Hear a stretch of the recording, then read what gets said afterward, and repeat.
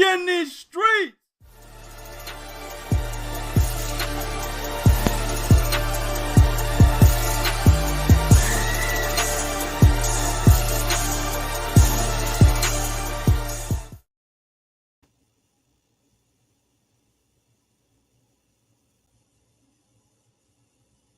All right, man, y'all know what it is. Three Kings Boxing. This is your boy Bo.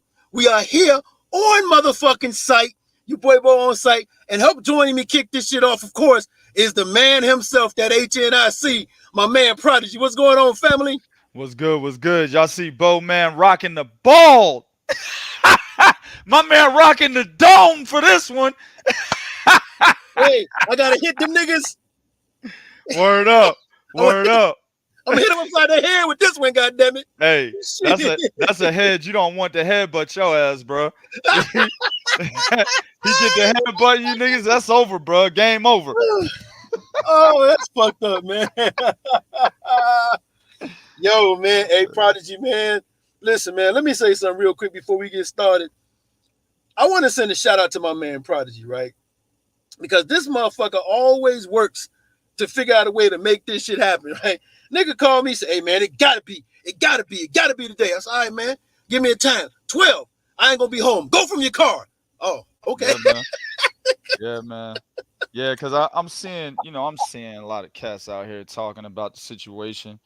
And, in the situation, if you just read the title, you know what I'm talking about. The whole Jermell Charlo, Canelo, and Jermell Charlo's performance and all that shit, bro. You got a lot of cats talking about it, but it's really a lot of disgruntled fan niggas. You know what I'm saying? Motherfuckers that love Charlo, that was banking on Charlo to do it for the quote culture, right? This is what he said at the weigh-in. I'm doing this for us. I'm doing this for the culture. See, man, niggas like me take that with a grain of salt. I don't ever look to no dude, an athlete on top of that, to do anything for me, bro. Come on, man. You know what I'm saying? So when cats talk like that, especially athletes, I take that with a grain of salt. For real. So when he said that, I chuckled and kept it moving. However, a lot of these cats out here that's mad about the situation, how it went down, they took that to heart. And that's the only reason why they on YouTube. Man, fuck Charlo, man. That's why they doing all that. But see, we about to do something different, man. But we got to season the show first, bro. We can't just jump right into that. We got chapters and shit we got to talk about before we jump into what we really want to talk about. So coming up first is going to be one of our favorite segments, fantasy matchups. Of course, we got Manny Pacquiao, 8 division champ. Bo, don't say he's not 8 division champ. He's 8 division champ, Bo. 8 division champ versus Naoya Inoue, right? 3 division champ. Number 2 pound for pound in the world right now. And this matchup, of course, is going to take place at 122 pounds. That's a good one, man. Bo, what you got for this? Man, dude. Again, got to thank my man Prodigy because he told me what about man, you got to dig deep in your boxing knowledge to pull up this right here, right? Here's the thing. A lot of people may look at Manny Pacquiao, and a lot of you guys would think his best work might have been 147, which is not true. Manny Pacquiao's best work was I'm going to say his best work is at 122 pounds, somewhere around there, right? That's when he was that Manny Pacquiao. He would come forward, like 2K talk about the footwork, the coming forward, throwing a lot of punches at you, throwing punches from angle. He was like a Tasmanian devil, right? That Manny Pacquiao was a hard cat to deal with. Then you got to look at Naoya Inoue, right? Of course, we know the monster. Naoya Inoue successfully jumped up 2 weight divisions, hint, and fought a top guy, right? Fought a top guy, won. We saw what he did to Fulton. We saw what he did to Butler. Naoya Inoue, for all intents and purposes, man, when you look at, I'm thinking Nonino Donaire, Emmanuel Rodriguez. When you look at some of the top guys and how he handled those guys, I'm talking about undefeated guys that were former champion. Man, it's something to marvel at. Here's the key to victory for me, though. Here's the one thing that Manny Pacquiao presented that I thought Fulton would present to Naoya Inoue, but wasn't able to. It's that footwork, and it's that constant pressure, movement, and punching, and a high output. That, in my honest opinion, would have been a problem for Naoya Inoue. Right, and the reason why I say it because I saw Nonito Donaire be successful when he was doing that. When Onita Donaire upped his output, he was being successful with it. We know Manny Pacquiao can up his output, right? Now, I'm not going to make it seem that Manny Pacquiao was this whirling dervish at 122 pounds. He had flaws. He could be outboxed. That's where Naoya Inoue comes in. That boxing ability of Naoya Inoue, the ability to work behind that jab, because Pacquiao, falling to the purposes, work more off of his athleticism than his boxing skills, man. But if I got to pick a win in this fight right here, I'm saying a barn burner. 100% barn burner where I pay $100 to watch. I'm going to go with Manny Pacquiao split decision 115-113. Yeah, man, this is another one of those matchups like the last one we did, Shakir Stevenson, Pernell Whitaker, where on paper it looks like it's an excellent matchup, 50-50, but if you really break it down to the nitty-gritty, bro, it may not be as close as you think, and that's how I feel about this matchup. I like Naoya anyway, man. He's a beast, dog. He's dominating right now at the smaller weight divisions in this era. There's nobody like him. No Roman Gonzalez. No Juan Francisco Estrada. None of them cats, dog. Naoya is in a category by himself at this point in time. So he's dominant. But you got to look at the fights that he had trouble with, right? I remember a cat he fought on HBO, first fight in America. I can't remember his last name, but he was boxing this cat. Didn't look very good at all. Now, that might have been a situation because it was his first fight in America. It could have been a situation of him being, having the jitters, all of that shit, right? But at the end of the day, I have to document that as a flaw. You come into a fight, into a situation where how do I put it? The lights are brighter than what you're normally used to. You may have a mental issue. You see what I'm saying? I don't think Stephen Fulton brings the bright lights like a Right. Manny Pacquiao would at 122. I mean, this Manny Pacquiao is dealing with fucking Marco Antonio Barrera. You know what I'm saying? Eric Morales. You see what I'm saying? He's dealing with those guys. So I don't think that it would necessarily bring those kind of bright lights. Stephen Fulton anyway would necessarily bring those kind of bright lights. But the situation here is that you got that guy on HBO, and then you got Nonito Donaire, the first fight, right? Donaire was extremely successful, and he wasn't really in his prime. Let's just be real. That's Nonito Donaire, this wasn't the Nonito Donaire that dominated Vic Darchinyan, right? That's a good point. He wasn't in his prime, right. And Naoya Inoue had loads amounts of trouble with him. Now, the styles are different, but I would say that Manny Pacquiao's style is much more troublesome than Nonito Donaire's, 38-year-old style at that time? You know what I'm saying? 39-year-old style. Yeah, I got to go with Manny, bro. And I don't think it's as close as what people would think, because the Manny Pacquiao 122 was extremely fast. The angles were ridiculous. Naoya Inoue is a bit flat-footed, right? Though he has power in his hands, he's very smart, and he does an excellent job with the straight right hand, which was the money punch that dominated Manny Pacquiao when he fought guys like Eric Morales, right? He had trouble with Tim Bradley in that first fight. I don't give a fuck what anybody says. And he had trouble with Tim Bradley the first half of that second fight. And then they had trouble with Floyd Mayweather, all because of the same reason. Even Juan Manuel Marquez, right? How he ended up knocking him out, all because of the same reason. Orthodox fighter versus a southpaw. The money punch is the straight right hand, and Manny Pacquiao is extremely susceptible to that. However, I just think the Manny Pacquiao of back then, with the angles, the high volume, is something that Naoya Inoue had never seen. Also, I don't think Inoue is a great counterpuncher like the guys I just named. Tim Bradley was a good counterpuncher, doesn't get enough credit for it. Floyd Mayweather, one of the best counterpunchers we've ever seen. Juan Manuel Marquez, one of the best counterpunchers to come out of Mexico, shit in the sport, right? Eric Morales, another great counterpuncher. Naoya Inoue is not that great of a counterpuncher when I mentioned those names. And those are the guys that were getting Manny Pacquiao with that right hand. So, yeah, man, while I think it's a good fight, it's a good matchup that would look like it would be in Inoue's favor given the trouble that Manny Pacquiao has had with orthodox fighters in that straight right hand. I just think Manny Pacquiao will get around Inoue because of the flat feet, right? And his target needs to be directly in front of him. He was somewhat moving with Stephen Fulton, but Stephen Fulton wasn't applying the angles that he should have been. He had that Adrian Broner style where his feet were wide apart and he's sliding back and sliding forward. Well, you're doing that against Inoue. That's easy work because you're right in front of him. Manny Pacquiao won't be right in front of the guy. I got Manny Pacquiao, man, unanimous decision. Oh, man. All right. And as always, man, I love doing this because of the teaching. So if you guys ain't learned that from this, then that's just on you, right? That's that lack of three-dimensional thinking that we be trying to tell you about, right? And speaking of three-dimensional thinking, so you guys might have saw the fight. It was an undercard on there that we was really kind of hyped about. It was Jesus Ramos versus Erickson Lubin. Now, many people, and I'm one of them, felt that Jesus Ramos got robbed. Now, I'll say this. The fight wasn't necessary. It wasn't a fight where somebody separated themselves, but it was a fight where you can say Jesus Ramos won enough of the early rounds and did enough in the later part of the fight where he should have got the victory, right? Mm-hmm. But instead, you got people out there. You got other fighters saying how they felt that Lubin should have won, and we should leave shit. That Andre Ward, we should leave it to the expert. We don't know box top. Listen to the commentary. First of all, I don't watch fights with commentary on. But at the end of the day, that was a robbery. Erickson Lubin shouldn't be out talking about something. I'm no longer a gatekeeper. No, you need to rematch Jesus Ramos. Ramos should be asking for a rematch. Ramos beat this boy ass, man. Talking about he ain't no fucking gatekeeper. Nigga, then you at least got the key, motherfucker. Like, we got to go to you. Hey, man, I'm trying to get through this gate, man. Can you let nigga in? You know what I'm saying? If you ain't the motherfucker at the gate, you the maintenance man that carries the keys. One or the other. Which one you want? Oh, man. Right. They call Lubin. Mr. Lubin, can you come down to the... Exactly. Come on down to the gate. What gate?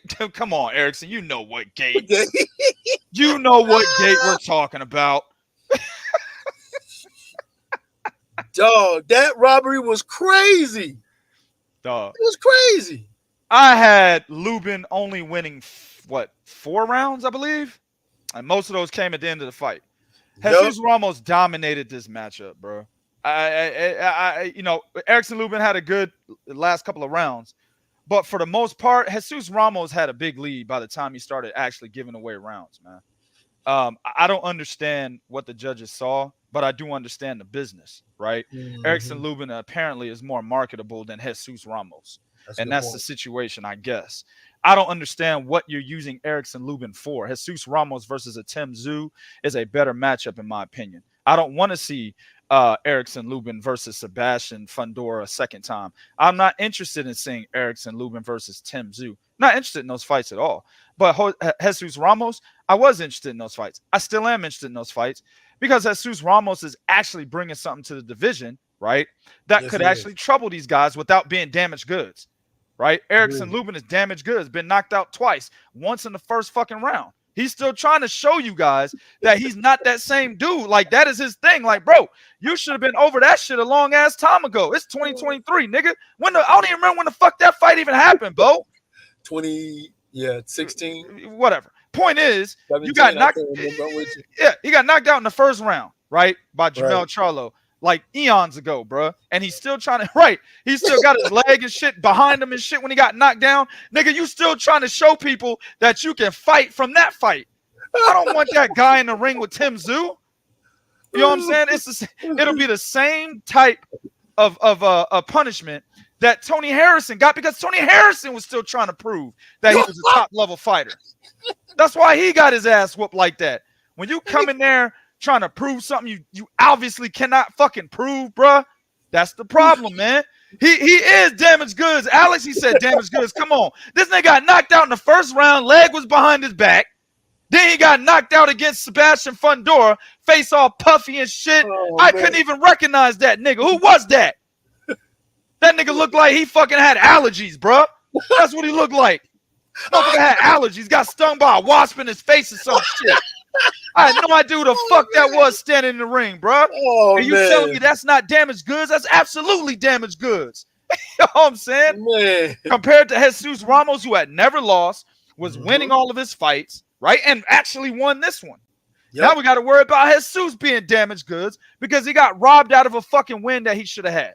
Exactly. So this effectively fucks up the division. You see what I'm saying? Look, man.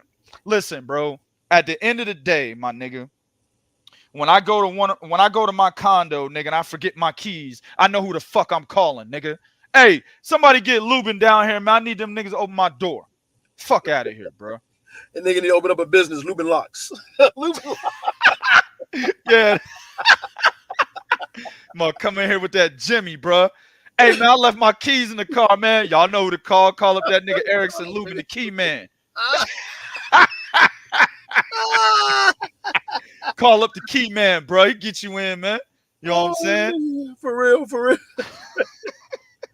All right, man. Let's move on to the next. Shout out to Jesus Ramos, man. Hey, man, keep your head up, dog, because you won that fight, bro. I'm going to reach out to him for an interview. We interviewed him once. I'm going to reach back out to him. Yeah, man, he won that damn fight, man. All right, man, we're going to move on to the next one. Canelo. We ain't going to talk about the fight yet. It ain't that yet. Just wait. But after the bullshit, he mentioned he will fight anyone. I don't give a fuck. He said that, right? I don't give a fuck. Why is Canelo cursing all of a sudden? This motherfucker learn English knows one curse word, uses it all the time. He said, I don't give a fuck like 3 times in that interview in situations where he didn't need to say it. Somebody need to tell Canelo how to use his curse words, bro. But in this situation, he's saying that, well, I think it was Jim Gray asked him, who would you fight, blah, blah, blah. He said, I'll fight anybody. Then he said, what about David Benavidez? He said, I don't give a fuck anybody. Yep. Bo, how much of that do you really believe? We're talking about Canelo here, dog. Canelo, how much of that do I believe? 0. Let me tell you, 0. I'm going to tell you why. Why is it you don't give a fuck now? Why is it you didn't give a fuck before? Right? Mm-hmm. If you're telling me you don't give a fuck, then why is it? Then just go ahead on and then you should have just said, hell yeah, bring him on. Because this, what did he say? This Canelo no one can beat. That. So when he was asked who you want next, maybe Benavidez, he's been like, hell yeah, bring him on. He been talking shit. Bring him on. That's what he should have said. I don't believe it because he just said, I don't fucking care because that's the safe zone. See, by saying I don't care, that's the safe zone because if Benavidez does win or Andre does win, he can always back out of it and say, well, Heyman them offered me X, Y, and Z, not those guys just yet. Yep. Because if you don't give a fuck, you don't have to say you don't give. I've been knowing this man Prodigy for as long as I've known him. He's never said I don't give a fuck. He was like, hey, ain't got nothing to do with me. Ain't got nothing to do with me. Yep. Or if you say, hey man, so and so said this, you can be like, yeah man, whatever man, fuck that nigga. Yep. That's what it's like when you don't tell people you don't give a fuck. If you didn't care, you'd have made it and called him out. Now I will say this right here. This is where we need to hold his feet to the fire now, you guys. If Benavidez wins, we need to hold Canelo feet to the fire. Say, hey man, you said you don't give a fuck. You said this Canelo anybody can beat. Understand something. Canelo is getting away with something no fighter can get away with, you guys. You guys know that, right? He's getting away with not rematching Bivol. He's getting away with it. Oh, but they're going to say it's because Bivol didn't want it, though, Bo. Yeah, okay. No, Bivol told Canelo, I want to fight for your belts. And Canelo, no, Holmes. No, Canelo. But he came back and said, hey, you can fight at 168. And then Bivol said, nah, I want it back at 175. No, Canelo said that. Yeah, nah. Bivol came back later and said he'll fight him at 175. Yeah. Okay, yeah, we'll do it at 175. What's the problem? You had no problem doing 175 before. Canelo don't want it at 175. He wanted it at 168. Yeah, of course he wanted where he got the advantage. Yeah, but you're right though. In the beginning, Canelo was like, we go back down to 168. And remember, I was saying, fuck that. Don't drain yourself to go to 168, bro, to fight this nigga. Stay at 175 and had a rematch at 175. But then the narrative switched over time. And Canelo was like, fuck it, I want him at 175 because Canelo don't want to lose his belts.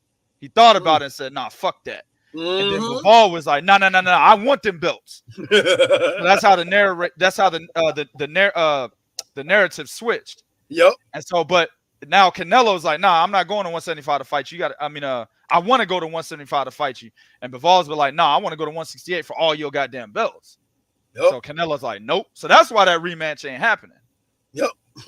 And he's getting away with it. But since he said he don't give a fuck, right? Because understand something. One thing we can't see now, you didn't beat Charlo, so nobody can see the other Charlo, right? Nobody cares about that. Okay. So the one thing you better do now is You better fight the winner of Benavidez and Andrade. And we need to hold that motherfucker's feet to the fire, man. What do you think, man? Do you think Canelo was just fronting for the cameras? Man, niggas stop fronting. Y'all ain't heard that Prodigy song? Niggas stop fronting. That's exactly what I was thinking, bruh. He talking about I don't give a fuck. Yes, you do, because you would name them names, man. Just like Mike Tyson told Jermell Charlo when he was talking about David Benavidez. Name them names. That's what you would do. You'd be out there. David Benavidez, Demetrius Andrade, Jermell Charlo, et cetera, et cetera. Wait a minute. That last one he already did say, though. He didn't say it in that interview, but he said it while the buildup of the Jermell Charlo fight was taking place, right? Guys, follow 3kingsboxing.com. We put that shit up there. He said he wants to fight both Charlos. First is going to be Jermell. Second fight of the 3-fight PBC deal, he wants it to be Jermell. He already said this. And we all know the state that Jermell is in right now. Hell, he might not even win his next goddamn fight. I forgot. Who is it again? I forgot who it was, bro. Yeah, for real. This is on 3kingsboxing.com. I forgot who he said he was coming back and fighting.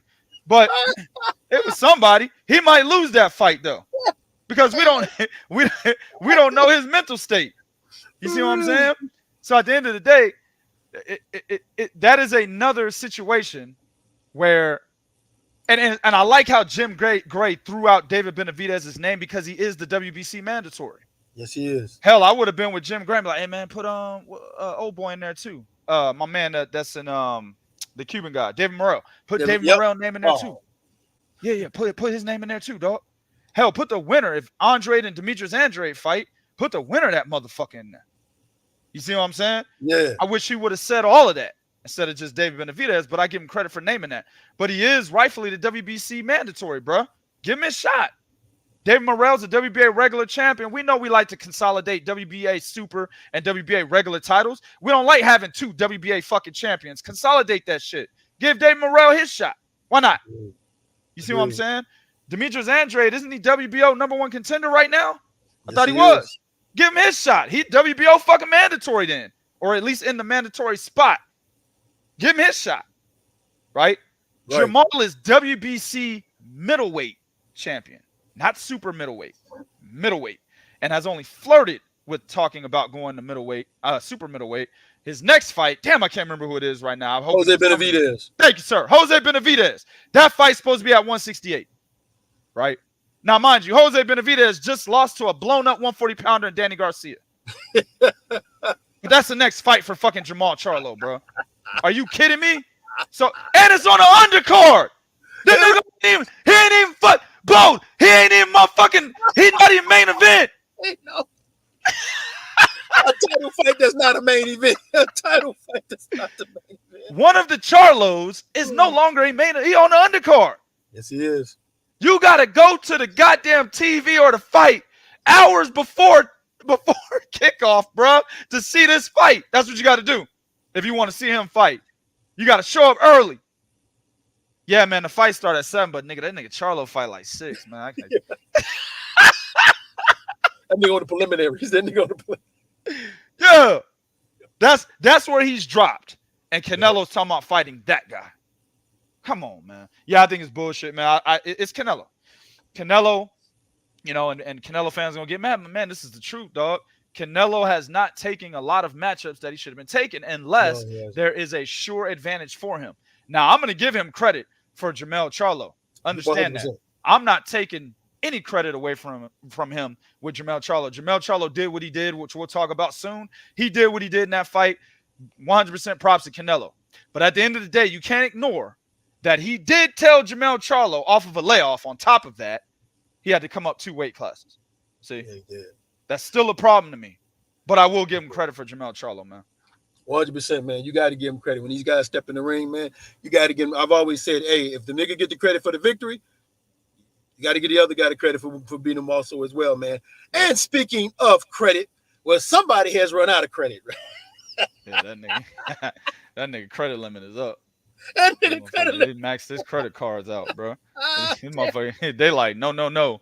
His shit gonna say decline. He swiped that motherfucker again. Terence Crawford is out here like, No, man. Charlo credit ain't good no more, y'all. I'm taking him off my hit list. I ain't fighting him no Yep. more.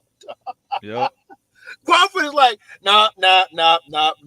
He and not only that, he said he's sad, pathetic. He said you let Canelo spank you like he was your daddy. Like you know what? Hold on. Oh, wait. Yeah, Hold just cycle through them, dog. Just let on. me Hold on. get Wait a minute. just cycle through them, bro. Let's just show y'all. Show y'all what it. You went out sad, didn't even try to win. All you did was try to survive. You should be ashamed of yourself. Then the nigga say, what? I'm over Twin Charlo. He's no longer on my hit list. Canelo spanked him like he was his daddy with no type of That's embarrassing, man. That's embarrassing. Even gave Risotto Charlo no effort. It calls out Crawford after losing to Canelo. I'd rather see Canelo and Crawford. Then you got Paulie. He made no commitment effort to win the fight at all. He showed up for a paycheck, fighting like a guy more focused on not getting hurt than winning. And then, of course, that's the one right there. Lion only. Hey, shout out to Sergio Moore, man. His jokes normally be corny as fuck, but this one was good. I like this one.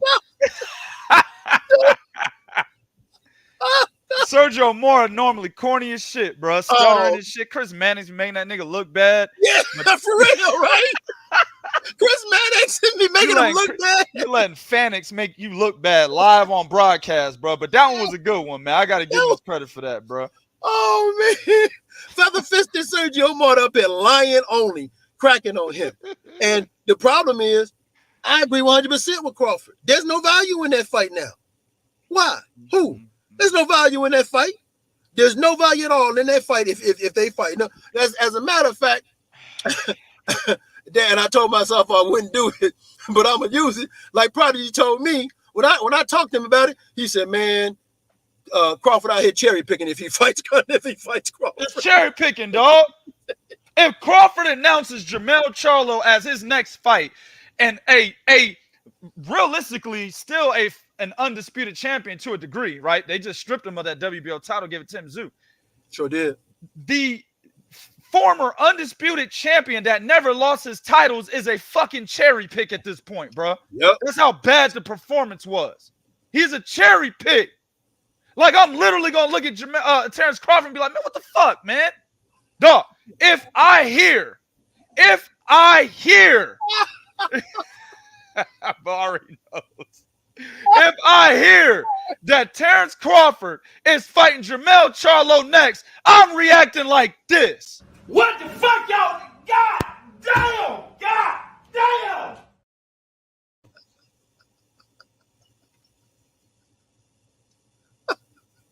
If I hear that fight is next, bro, that's a cherry pick beyond belief.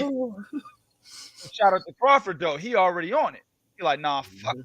I'm not fighting that cat. I'm not fighting that dude, bro. Not after the way he performed. Shout out to my man Snoop C. He put a $1.99 super sticker on it. His comment, he said, top 5 boxing channel on YouTube. But damn, man, I wish I knew the times y'all were live. Hey, man, we go live and we go live. We try to stay live at 8 p.m. Central, 9 p.m. Eastern. And that's going to be 6 o'clock Pacific. That's when we typically go live. But when shit needs our beck and call, bro, when we get the beck and call, we jump on when we jump on, man. Yep. It works. But listen, man, at the end of the day, Terence Crawford, just fight Boots, man. I don't understand why he won't. And the Texan just said it for me. Why doesn't he just fight Boots? I mean, I understand he was talking about Canelo. He was talking about Jermell because there was some intrigue there at some point. Mm-hmm. Jermell could have beaten. I think Bud was thinking Jermell was going to beat Canelo. I really, right? So there was some intrigue there with him possibly beating Canelo. Hell yeah, he's got titles at undisputed at 168, undisputed at 154. Jermell could have been nigga top 2 pound for pound fighter if he would have won this fight. Huh? He sure could have been, man. He understood the implications that were on the line there. So much money on the back end, bro. You see what I'm saying? But Terence Crawford, I think he really thought Jermell could beat Canelo, so he kept mentioning Jermell's name. And he would mention Canelo's name, of course, as well, because he is the champion at that time, or it still is, but, he was a champ. So he's mentioning his name, too. I like the Canelo intrigue. I like the Canelo fight. But let's be realistic here. That fight might not happen. Canelo understands the risk there. Yes, you're moving Terence Crawford up this time, what, 3 divisions? So 154, 160, and 168, bro. Yeah. 3 divisions. There's 21, divisions. 21 fucking pounds, bro. Now, Crawford's a big 147, though, right? Yeah, he is. I think he could fight at 160. I always thought he capped at 160, not really 168. But at the end of the day, man, Crawford is so fucking talented. You don't mind him going to 168 to fight Canelo Alvarez. Agreed. So that's an intriguing fight. But I understand Canelo. I think Canelo understands that risk. And plus, honestly, there's more fish in the sea that he needs to capture at 168, in my opinion, dog, to solidify his legacy than fighting a blown-up 147-pounder. That's just me. So personally, I don't think the Canelo fight happens. So what's left? Boots. To me, what was the front runner in the first place? Boots. You know what I'm saying? I did a poll on 3kingsboxing.com. I said, who do y'all want to fight next? Overwhelmingly, dog, this is crazy to me. The majority of the votes picked Jermell Charlo. I wonder what they're thinking now. Mm-hmm. You know what I'm saying? Literally, it was like 38% of the votes picked Jermell Charlo, 38 or 48%, something big like that. I wonder what they're thinking now. And we had thousands of votes. It wasn't like 10 votes. No, sir. We cleared 5,000 votes. Only had that poll up for like not even a week. No, You know what I'm saying? for real. Went for like 4 days or something like that. For real, it was up. Yeah, it was up. So at the end of the day, 5,000 plus votes, 38 to 48% said Jermell Charlo, bro. What would they be saying now? Would they move over to Boots now? Canelo wasn't an option. Mm-hmm. Would they move over to Boots now? You know what I'm saying? That's the fight that needs to be fucking made with Terence Crawford, in my opinion, man. I agree 100%. I agree 100%, man. All right, man. We're gonna take it. We're gonna take it there, bro. Top topic of the motherfucking show. Did Jermell Charlo throw that fight, Bo? Did he get a little bag underneath the table from Al Heyman saying, look, man, you know what I'm saying? You know we just signed Canelo 3-fight deal, right? We just signed that nigga. So you can beat him. We already know you can beat him. We're going to give you $5 million on top, B. That's probably too much. But $5 million on top. Just go out there and dance around a little bit. You know what I'm saying? Don't really engage with him. Throw a jab out there from time to time. You know, maybe in the middle rounds, plant your feet. Throw a couple combinations, but get the fuck out of there and start dancing again, dog. Mm-hmm. Yeah. You know, make it look a little believable, but at the same time, I don't want you to hit him too hard. You know what I'm saying? We need to make sure Canelo's fresh, you know what I'm saying, for the next 2 fights that we got on this deal. Charlo, understand, bro. Jermell, don't fuck up the bag. Is that realistic, Bo? Could that have happened? Well, I realized something about Charlo in that fight. This nigga can play 2 sports because he can pitch his ass off. Right. Pitch his ass off, goddamn. You ain't lying. He threw the shit out that fight.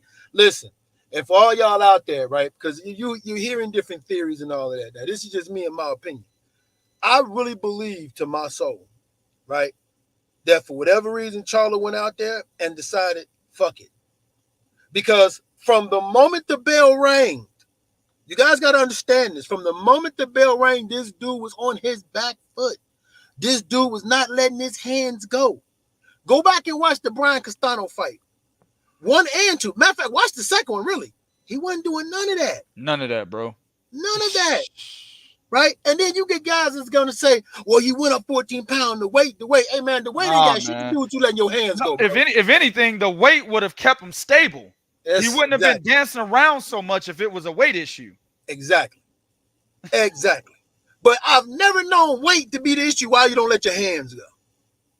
Okay? I've never known that to be the issue of why you don't let your hands go. Charlo got out there, and for whatever reason, Canelo said something, and I swear to God, it's ringing in my head. Now, he said, because they asked him, what is it about these big moments like this? And he said, it's different. And he's going to find out. It's different. It's a different level when you have these moments. It's different. And Charlo went out there and proved the dude to be right, because guess what he did? He did absolutely nothing he was supposed to have done. The keys to victory, same height, same reach advantage as who? Dimitri Bivol. So the keys to victory was what? All they do is buck Dimitri Bivol. Me and 2K even told you guys. I said, hey, man, he got to play the numbers game. Well, Canelo rips off 2 because Canelo was throwing punches that wasn't landing, but Charlo wasn't doing nothing back. So if he rips off 3, you got to rip off 6. He did absolutely nothing. Not only was he on the back foot, let's get something straight right here too, man. I am sick and I am tired of these guys doing all this right here and then getting in the ring and doing nothing. Hey, man. I'm doing it for the culture. I'm doing it for us. All right, hold on, man, bro. Hold on, man. Hold on, bro. Because I'm 50. I know something about the fucking culture. I hate when I was around when Brown and Llewellyn Cinder, that was his name before it became Kareem Abdul-Jabbar. Y'all done pissed the old man off. All Okay. shit, nigga. Julius Erving, Larry Bird, Magic Bartholomew Irving Johnson Jr. When them niggas was out there, when they was activists, I remember when these dudes were activists. They was actually having meetings. They was actually sitting down with presidents and aldermen of these areas. So don't tell me about no culture when I've never. You the same nigga knocking phones out of people's hands, trying to fight a motherfucker in front of his girlfriend, so you'll kill him and his bitch. That was his brother. But yeah, okay, right, yeah. The phone one was Jermell. The other one was Jermell. The phone one was Jamal. Okay. The other one was Jermell. You're right about that. Right, yeah, you right. So you was the one doing all that. Then you out here. You talking about some culture? Well, I hate when these guys say that. You got to take that shit with a grain of salt when they say it, man. Because when you look at what has this dude done for the, like, honestly speaking, man, what has this dude been out here doing for the culture? When has he ever talked about the culture up until now? I ain't never heard that nigga say nothing about no culture, bro. Exactly. I've never heard it. So what's this fascination? So why are we mad because this dude mentioned culture? Why are we mad about? We shouldn't even cared about him saying that. Nope. I didn't. Well, because you know what? You see the real. And that's the problem. I'm doing it for the culture. I'm doing it for the community. What community? What culture? Name it. Tell me somebody in it that you know. So at the end of the day, man, this dude, he went out there. He laid a horrible egg. Now, I've said bad performance is bad performance. He didn't even try to fight. He really didn't. And cats are like so we're gonna jump on Charlo like we always do. We jump on everybody for bad performances. But let's keep it real right here, you guys. Okay? Charlo having all of these dudes should be held accountable for their bad fucking performances. We should. All of them. We should hold all these niggas accountable for their bad fucking performances. All right? Stephen Fulton. We saw he did all that talking. We saw what he did. We got to hold these niggas accountable for their bad performances, you guys, man. We can't pick and choose when to be outraged and be mad because it's on a certain level or you lost money on this dude. You know, I think Cameron said that, like he lost money on this guy. He lost money on this fight. Yeah. Like what? Yep. Man, listen, man, I'm gonna pass it over to you, Prodigy, man. But let me just say, I'm pissed off and I'm angry only because of this reason right here. Fights like that, then you have people giving Canelo more excuses why he don't have to take certain fights and move a certain way. And that's what I hate about fights like that. On top of the fact, and this is something me and 2K talked about, Canelo should be upset. He should have got a 120-107 scorecard. Yeah, Daddy. Listen, Canelo got robbed. 118, what was it? 118, 109, nigga. 119, 110 or some shit. Canelo was robbed. He was. Canelo should have got 120 to 107. Yep. Listen, hey, make sure y'all dub this audio. 2K is saying Canelo was robbed. Yes. Yes. The one fucking time that the judges should have been on Canelo to give him all the goddamn rounds, they didn't do it. Against Floyd, they gave Canelo way too many rounds. Against Arslan Delor, they gave Canelo too many rounds. Against Gennady Golovkin, on one of those, or shit, you can even argue twice, but one of those fights for sure, they gave Canelo too many rounds. Against Dimitri Bivol, they gave Canelo too many rounds. Against Jermell Charlo, Canelo wins every fucking round, but they take rounds away from the nigga. That makes no sense. Hey, it's almost like they said, well, man, we got to give back. Yo, all right, Canelo, we done took rounds from other niggas so many times for you. We're going to go ahead and give this nigga some rounds in this fight, man. Maybe that's what it was. Canelo was absolutely 100% robbed of a wash of a victory, because that's what this shit was. I'm gonna play something real quick, man. I want to play this shit. Hopefully, don't kick me out of StreamYard, man. Trying to play this shit, but I want to play this, man. Let me know if y'all can see this. Let me know if you can see this shit, bro. Let me know if this motherfucker's showing, man.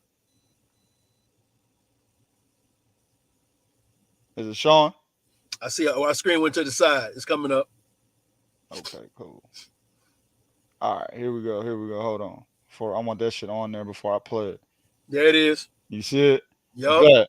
I want to play this shit real quick. Listen to what these niggas had to say, man. Charlo, you fucking sold us out. You said you did it for the culture. What culture? The track culture, nigga? You was running the whole fucking fight. And he ran all fight.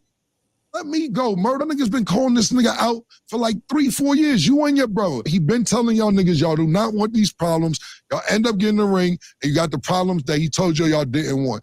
Then you call out Bud after the fight. You just looking for fights to make money at this point. I don't even want to see Charlo against Bud. Because Bud's a monster. He was scared. That nigga was scared. You went in for a check, my nigga, and you embarrassing. The nigga who smacked the shit out of his brother was in there walking around dolo. White nigga. My brother got 3 security guards with him walking around the arena. Nigga smack fire out you. You don't want revenge? You ain't gonna pick up a chair like you was in Alabama, nut. Yo, my nigga. Nigga smack stone cold dog shit out you, nigga. I don't got no respect for the child. Listen, man. It's been a long time since Cameron was anybody that we need to talk about, right? Like, you know, Cameron ain't put out no dope shit in a while. But I'm sorry, man. Especially Mace. That nigga borderline gay. But at the end of the day, bro, right? These two motherfuckers was 100% correct. I would never play no shit from them dudes, man. You know what I'm saying? For real. But they was 100% correct when it came to this situation, bro. That's exactly what I was saying after the fight.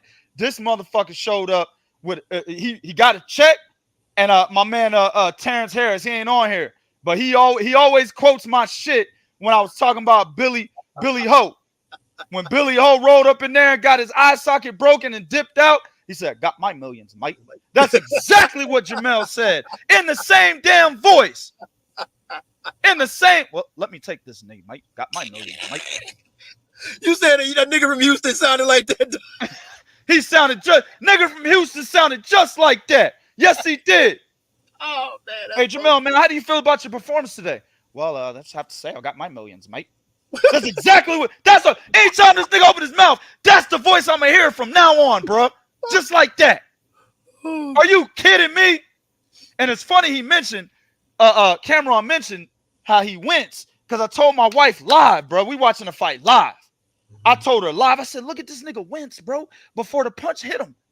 This is the right hand that Canelo landed that made Jermell take that knee. He winced. He said, he did it like that.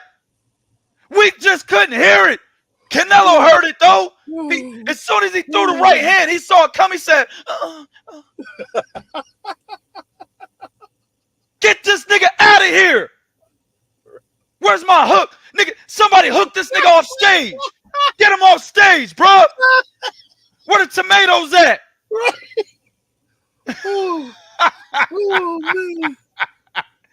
Get this, nigga.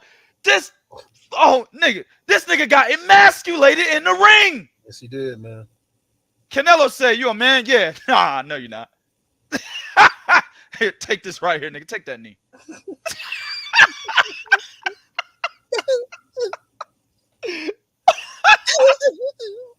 Yup.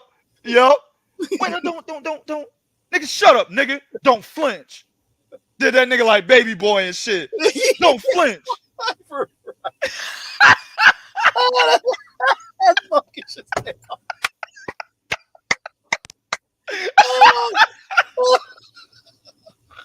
Yo, Charlo deserves this. Yes, he does. Because he went out there and bamboozled each one of you fans that thought this. He bamboozled me. I didn't pay for the fight, but I gave a real analysis. And I know, you know what I'm saying? I would have never did a prediction video on this bullshit. In hindsight, you know what I'm saying? We're like, damn, this is some fucked up shit. But we're thinking that Jermell Charlo is going to go in there and give it 100%. Yes. That's what we're thinking. We're assuming that prior to a fight. So we spend our fucking time giving analysis, making bets, getting other people to make bets to try to make some dough, while this nigga had it in his head this entire time. Shit, nigga, I've got my millions, mate. The entire time. Whether or not he received a bag, I don't fucking know. I wasn't there. But I can tell you what Bo already mentioned. The way Jermell fought against Canelo, he has never fought like that ever. Not even when he was with Ronnie Shields and he was more of a boxer. He's never fought like that ever. A day of his fucking career. Matter of fact, both Charlos have fought in a way that tells you that these guys, right, they don't take no shit. That's what you would have normally said about these guys. Man, they go into fights, man, shit. They gonna either beat these niggas' ass or it's gonna be a close fight where everybody getting their ass whooped. Ain't gonna be no situation where the Charlos get in there and just get mollywopped. Nobody, pretty much everybody could understand that concept, bro. Watching the Jermell and Jamal coming up as, prospects at 154 and then, Jamal moving up to 160, right? Even when Jermell fought Vanez Martirosyan, that was a good fight. It was. Why do you think people were mad when Demetrius Andrade pulled out of their fight in 2014? Because it was supposed to be a good fight. People were expecting Jermell Charlo, Demetrius Andrade to be a top-notch fight for 2014. And that's why niggas don't let Demetrius Andrade live that shit down to this day. Well, they will now. They will now. They should. Now, shout out to my man Maurice Berenstein. He said, going to catch the replay at work, but salute. Appreciate you, dog. Put $5 on it. But that's what I'm saying. They should let the shit go now after the way Jermell just fought. Fuck all that nigga's credibility he's ever had at any point. Fuck it. Because boxing is what? Janet Jackson. What is it, Bo?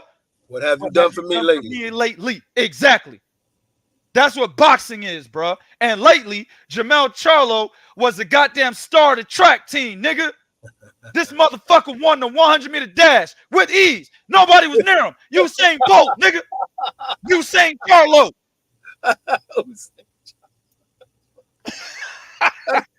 Usain Charlo. Nigga, Usain Charlo, bro. That's what he did for us lately. So now lately as fans, y'all need to say, fuck this nigga. I won't pay for another Jermell Charlo fight. Jamal, hey, he hasn't done this yet. Pay for him. But Jermell, I don't give a fuck you pay for the nigga or not. But Jermell, you should say, I'll never pay for this nigga until he proves me wrong. Until he proves to me that I should pay for this motherfucker, bro. Because essentially what he did with your $89, he took that and went straight to the bank and gave you 10% of himself. Yes, he did. You're right. You should be pissed off whether you're a Jermell or a Canelo fan or just a fan of boxing itself like I am.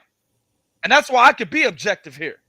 I can murk Jermell Charlo and at the same time not say shit bad about Canelo because it's all Jermell's fault. Yes, it is. Canelo's fault. 100%. Canelo went in there and did what the fuck he was supposed to do. Did he look beatable? Yes, 100 million %. Canelo looked beatable. Actually, it was the same Canelo Alvarez that I saw against Dimitri Bivol. He hadn't gotten any better. No.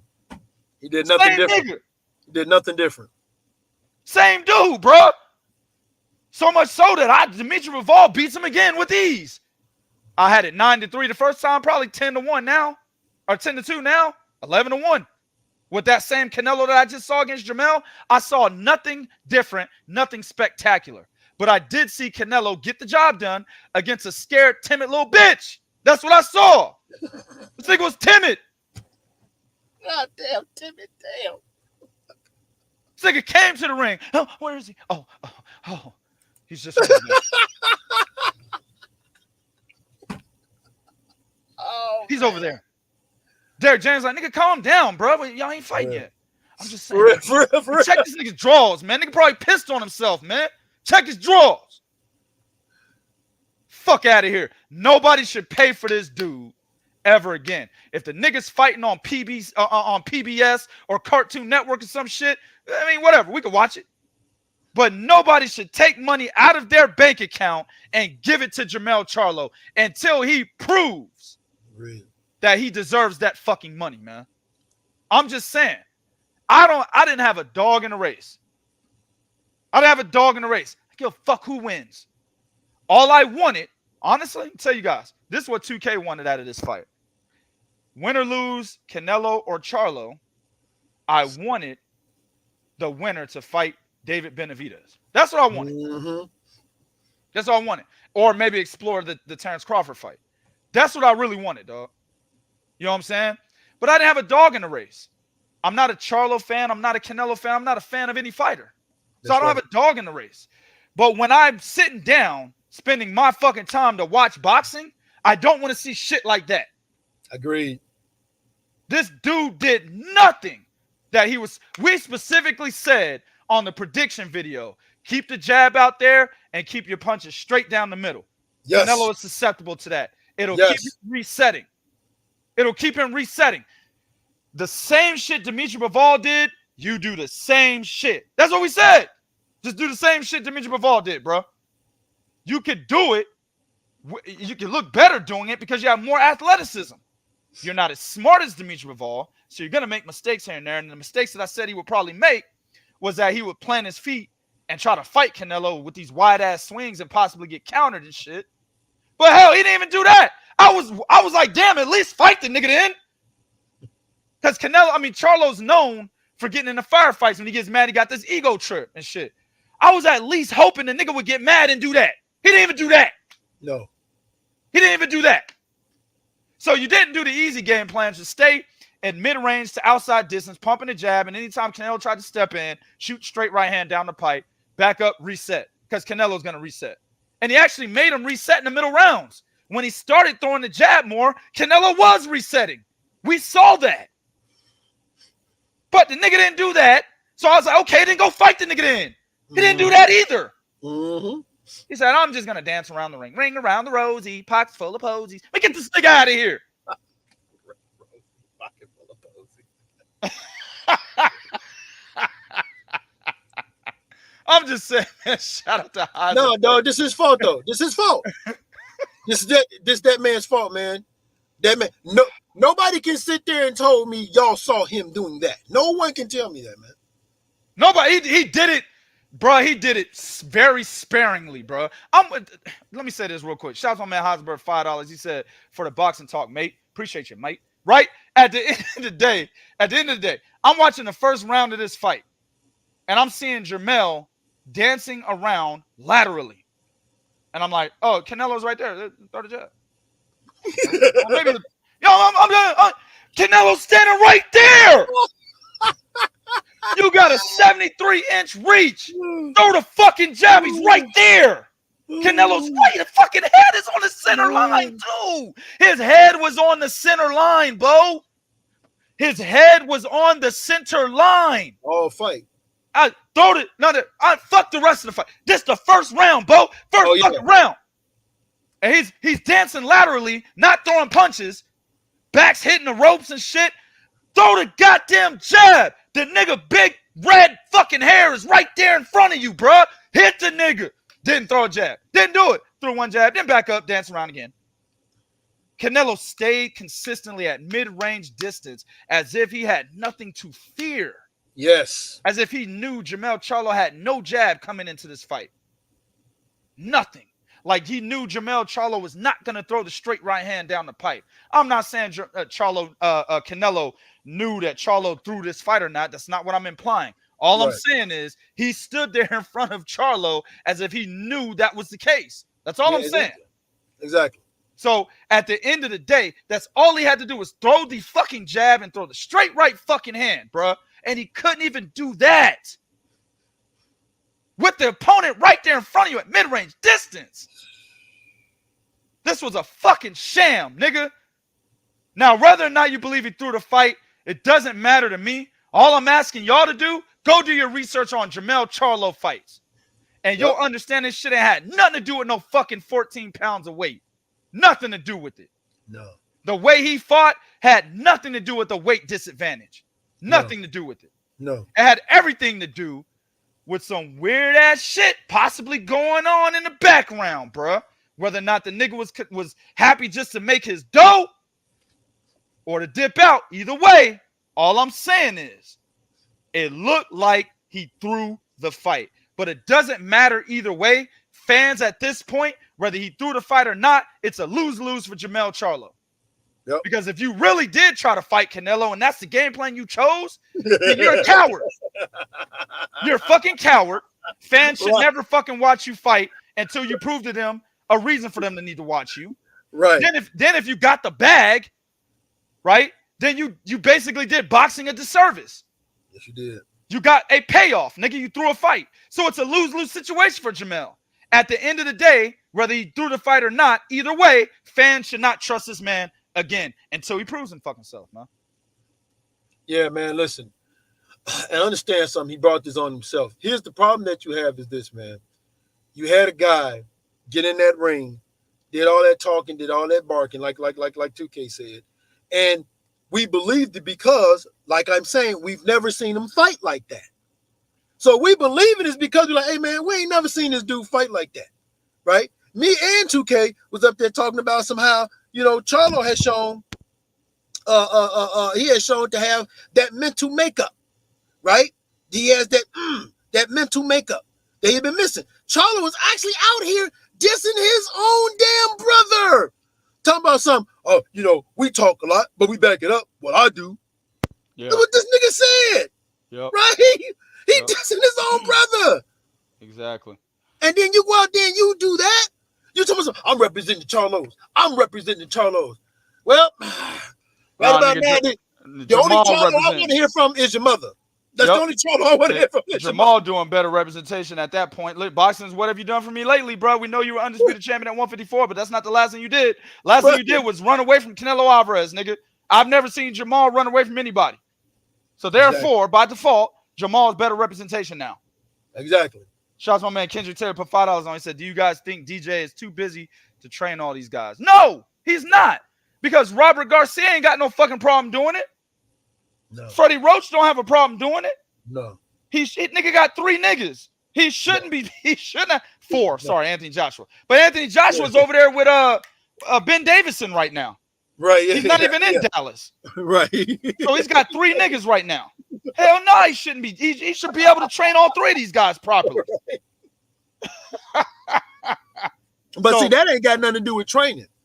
No, let me just tell y'all that right. They ain't got nothing to do with. If you guys watching All Access, Charlo was watching the tapes of Canelo saying what Canelo was weak at.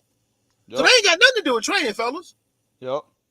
And then on top of it, and let me add this real quick about the weight. Anybody that tries to tell you the 14-pound difference, weight difference, is the reason why Charlo can let his hands go, no. The 14-pound weight difference should have been why that nigga couldn't have danced around that ring for 12 fucking rounds. That's what that should have harmed. Yep. So if he can dance around that ring with 14 pounds for 12 rounds, that nigga could let his hands go, man. Go ahead. Exactly. Then we're gonna have to put this shit on ice. This is part 1. Because a nigga like me got business. I got business to take care of. I got to roll. But this shit, we're gonna put this on ice, ladies and gentlemen. All right. And we're gonna come back and talk about this shit a little bit more. And we're gonna put Derek James in this as well. Because a lot of people are saying Derek James sucks as a trainer and everybody should leave this nigga. So we're going to have an opinion on that as well. All right. But for this one, we're going to go ahead and close it out right here. Y'all know what it is. Go to 3kingsboxing.com for your source of pure and adulterated boxing information. Hit us up on Twitter at 3kingsboxing, Instagram at 3kingsboxing, Facebook.com/3kingsboxing. Also come to the Prodigy of Boxing Talk, man, the YouTube channel. Hit the like button, share this motherfucker. Also subscribe. Y'all know what it is. Appreciate everybody in the chat. Come back for the next one, part 2. We out this bitch.